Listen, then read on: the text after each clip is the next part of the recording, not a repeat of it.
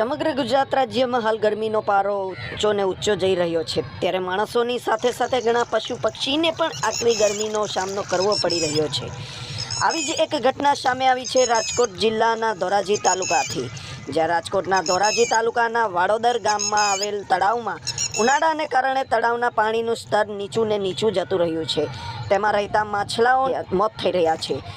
માછલીના થતા મોતને કારણે મરેલ માછલાની દુર્ગંધ સમગ્ર ગામમાં ફેલાતા પ્રાથમિક આરોગ્ય કેન્દ્રના કર્મચારી દિલીપભાઈને જાણ થતાં તેઓએ વાડોદર ગ્રામ પંચાયતના સરપંચને જાણ કરી। ત્યારબાદ બંનેએ આ પરિસ્થિતિ જોઈ વધુ તપાસ હાથ ધરી રોગચાળો ન ફેલાય તેની તકેદારી રૂપે ગામના મજૂર દ્વારા આ મરેલ માછલાઓનો નિકાલ કરવામાં આવ્યો તથા તળાવ કિનારે જંતુનાશક બ્લીચિંગ પાવડરનો છંટકાવ કર્યો। તે સાથે આ સમગ્ર ઘટનામાં વાડોદર ગામના આગેવાનો તથા પર્યાવરણ પ્રેમી વિરેનભાઈ કુંવરિયા તથા સરપંચ રસિકભાઈ પરમાર અને સભ્ય શ્રી રાજુભાઈ ડાંગરે પણ હાજર રહીને ગામમાં થતા ફેલાતા રોગચાળાનો અટકાવ કર્યો। મારું નામ મહેશ પરમાર, હું પ્રાથમિક આરોગ્ય કેન્દ્ર કલાણામાં સુપરવાઇઝર તરીકે ફરજ બજાવું છું।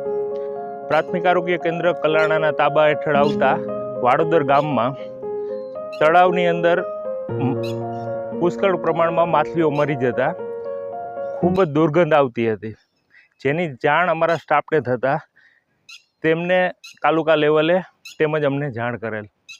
ત્યારબાદ ગ્રામ પંચાયત વાડોદરના સહયોગથી આ તમામ માછલીઓનો નિકાલ કરવા માટેની વ્યવસ્થા કરવામાં આવેલ અને તાત્કાલિક ધોરણે આ બધી માછલીઓનો નિકાલ કરવામાં આવે તેમજ ભવિષ્યમાં રોગચાળો ના ફેલાય તે માટે આ વિસ્તારને જંતુરહિત કરવા માટેની કાર્યવાહી આરોગ્ય કેન્દ્ર દ્વારા કરવામાં આવેલ છે।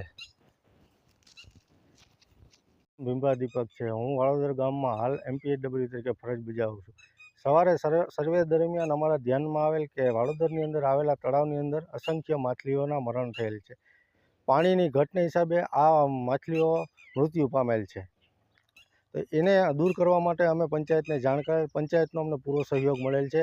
પંચાયતના સહયોગથી અત્યારે મજૂર કરી મરેલ માછલીઓ અમે નાશ કરેલ છે, તેમજ જે પાણી છે તેને અમે ચૂના અને ક્લોરિનેશનના TCL પાવડરથી જંતુરહિત કરવામાં અત્યારે કામગીરી ચાલુ છે।